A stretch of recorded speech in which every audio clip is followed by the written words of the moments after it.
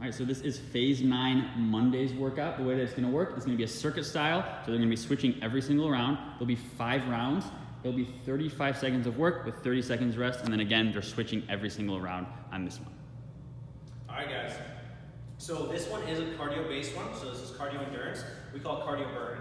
So we're gonna be moving around in a circuit style as we go around the circuit. I'm gonna explain each exercise. So on station number 1, there's 2 options that you can do with the bikes. One, you can have them facing the mirror.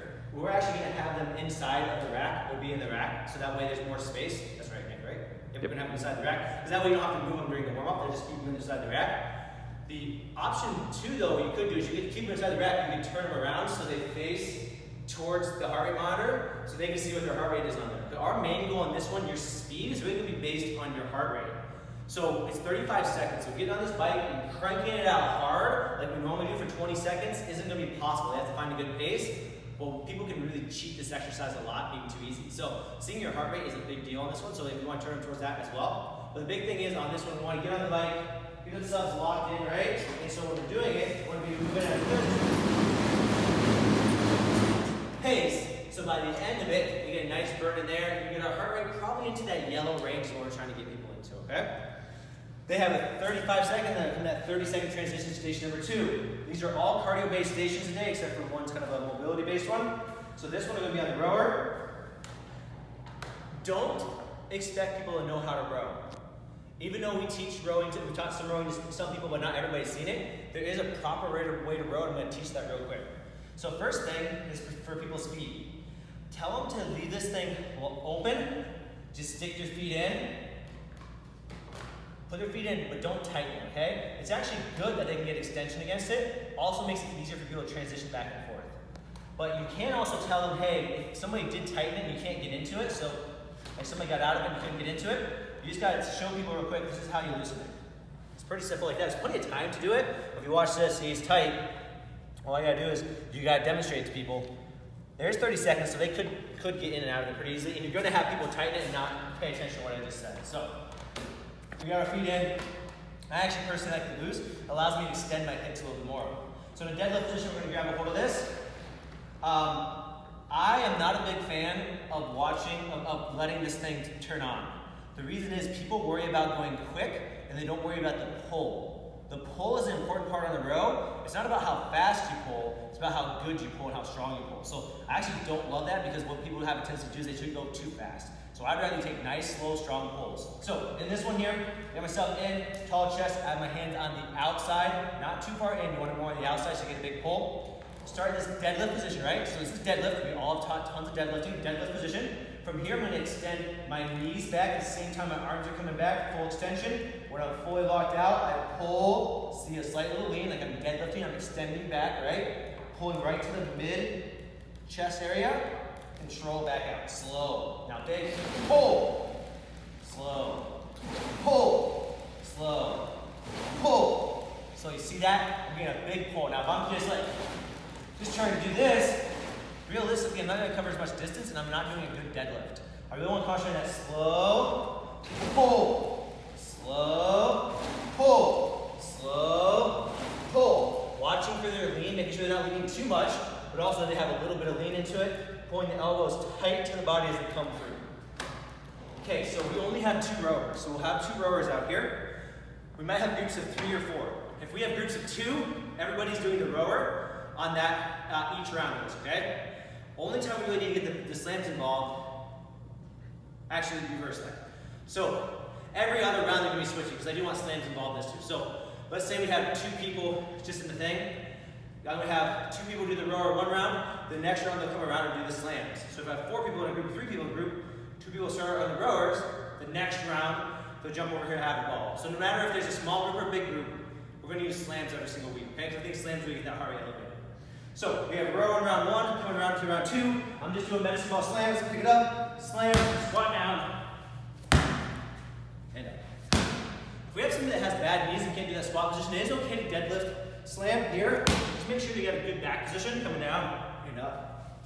If they do that, just make sure they're not doing this. Rounding as they pick up. Make sure it's a deadlift or a squat to get down now, okay? So, but we will, no matter what, be switching every round. We have 5 rounds. So the person that starts on the rower will actually get 1 more round on the rower. outside, we'll have the ropes outside. So on the ropes outside, something that we've been doing that Nick showed is like, what we're gonna do is we're gonna hook one rope around there, and you're gonna pull it to the middle of the door here and demonstrate the ropes to everybody that's inside. Pretty easy to do. So we have the ropes around here, I have my battering ropes. We're gonna put 3 ropes out there for sure. The boxes will be sitting right in here. You can leave the boxes here. We'll pull the ropes out. You don't have to put all 4 out unless you know you need 4. Put the 3 ropes out there. Make sure you cone out there as well so nobody parks in there. Because we do have people that park over here. Make sure you cone so people know not to park in there, okay? So then from there, we're gonna teach one demonstration for the day. You can pick whatever you want, but like to say do alternating. So I'm just gonna teach everybody alternating. Every round they come through, they're gonna do alternating. Teach them one variation. Even if they choose to do a different variation, that's fine. But give them one thing to be confident about because new people might not know how to do it. So just teach one variation, okay? So our modification day, what's our modification day if we can't do that? Chest pass. Okay, so if you can't do that, let's say it's raining outside. Really it's only because it's raining or the weather's bad we can't do it. We'll just be over here doing medicine ball chest pass. Because the rowers are supposed to be over there, so there's plenty of room. We'll just be here. Medicine ball chest pass. Instead, abs tight, glute squeeze, popping that wall. It is 35 seconds, so don't get crazy heavy on the weight. But we have a nice little break, so don't have to go super light on this one either. So we have ropes or chest pass. Going on to station number 4. This is the easiest station, but at the same time, it's the hardest to explain, okay? Easiest station in terms of doing. Literally all we're gonna do is we'll have 4 of the posts on here. Always make sure all 4 are set up. There will be 2 posts that we're gonna have to use. They're actually gonna be farmer's carries, okay? Now, they're gonna be in here. They're the 2 farmer carry ones we can put on here. They're in the back of the rack. Yeah, I think you put over. Yeah, they're back in that squat rack over, okay? So the farmer carry push. So in this one here, all we're gonna do is just gonna push it to the end. Come around. Push it back. We are not gonna add weight to it, okay? We're just gonna try to move quicker and faster on it. If somebody needs to add weight to it, usually means they're not going fast enough. So if we have 2 people in a group, we'll have both sleds going at the same time. If we have 3 or 4 people in a group, that changes it up a little bit. This is the part we're definitely going to explain to you when you're in your meeting with either Nate or me, or if Nick's doing a meeting, where we teach you the next one. However, what we got to think about is, so we have 1 sled here, 1 sled there. Every single time we set up, we want to make sure 1 sled here, 1 sled there. 1 person walks into that sled, 1 person walks into this sled. The 3rd person is either going to stand here or down on that side. So let's say my person's standing down there. I'll push my sled down to this person down here. That person had pushed their sled up there already. This person grabs my sled and takes it over and pushes it down there. That person's sled turns around, brings the sled back to me. I take it, take off running with the sled.